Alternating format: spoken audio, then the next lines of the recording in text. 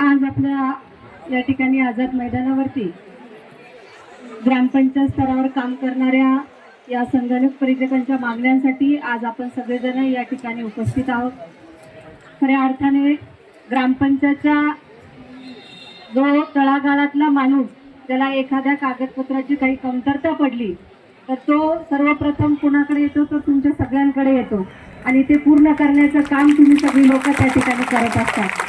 आणि एक महिला आमदार म्हणून मला सगळ्यात जास्त संख्या इथे महिला भगिनींची दिसते, त्याच्यामुळे निश्चित लवकरात लवकर शासन दरबारी जो तुमचा हा जो काही विषय आहे की आपल्याला ग्रामपंचायतच्या मार्फत कर्मचारी म्हणून त्या ठिकाणी नेमलं पाहिजे, तर तो प्रश्न एक आमदार म्हणून या ठिकाणी शासन दरबारी पाठवण्याचं काम मी निश्चितपणे करेल।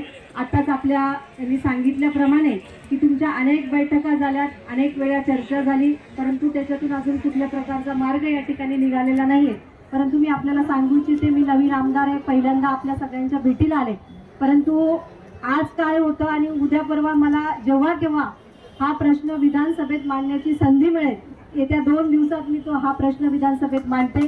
परंतु आपण सगळेजण एक कमिटी करू, त्या कमिटीमध्ये आपण मला बोलवा आणि आपल्या सगळ्यांच्या अध्यक्षतेखाली त्या ठिकाणी आपण आदरणीय उपमुख्यमंत्री एकनाथरावजी शिंदे साहेब असतील, मुख्यमंत्री देवेंद्रजी फडणवीस असतील, यांना सगळ्यांना आपण भेटून याच्यामध्ये आपल्याला काय करता येईल तो करण्याचा प्रयत्न आपण या ठिकाणी करू। कारण आज रोजगार सेवकांचं सुद्धा या ठिकाणी आंदोलन आहे, आपलं सुद्धा आंदोलन आहे। तुम्ही जे दोन्ही भाग आहेत हे भाग ग्रामीण भागाच्या दृष्टीने अतिशय महत्त्वाचे भाग तुम्ही सगळेजण या ठिकाणी आहात आणि निश्चितच माझ्या वतीने लवकरात लवकर जसाही मला 2 दिवसात वेळ मिळेल तर तुमचा प्रश्न त्या ठिकाणी एक आमदार म्हणून मला विधानसभेत कसा आवाज उठवता येईल तो उठवण्याचं काम या ठिकाणी मी माझ्या माध्यमातून करेल, एवढंच आपल्याला आश्वासन देते आणि थांबते। धन्यवाद।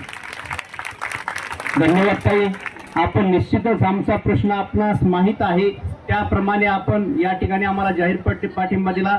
माननीय शिंदे साहेबांच्या काळामध्ये शिंदे साहेबांनीच आमचा एक चांगला निर्णय घेतला होता, परंतु सरकार बदललं, सरकार तेच आलं, पण त्यानंतर पुन्हा जे विधानसभेच्या अगोदर शेवटची कॅबिनेट झाली होती त्यावेळेस 10 ऑक्टोबर 2024ला निर्णय झाला, 336 कोटी रुपयाची तरतुदीचा विषय झाला। माननीय श्रीकांतजी शिंदे साहेबांनी सुद्धा आमची बैठक जालन्यामध्ये घेतली होती, त्यावेळेस त्यांनी हा विषय पुढे आणला होता, पण प्रशासनातल्या काही अधिकाऱ्यांनी 336 कोटीची तरतूद कॅबिनेटला होऊन ती GR मध्ये प्रत्यक्षात येऊ दिली नाही किंवा आली नाही, त्यामुळे संगणक परिचालकाचा हा प्रश्न पाठीमागे पडला। आपल्या माध्यमातून माननीय शिंदे साहेबांना, माननीय मुख्यमंत्री साहेबांना बोलण्याचा आपण शब्द दिलाय, हा पण विषय त्यांच्या निवेदनात आम्ही इन्क्लूड केलेला आहे। त्याप्रमाणे आपण आमच्या मागणीला न्याय देण्यासाठी प्रयत्न कराल हीच आपल्याकडून अपेक्षा। धन्यवाद।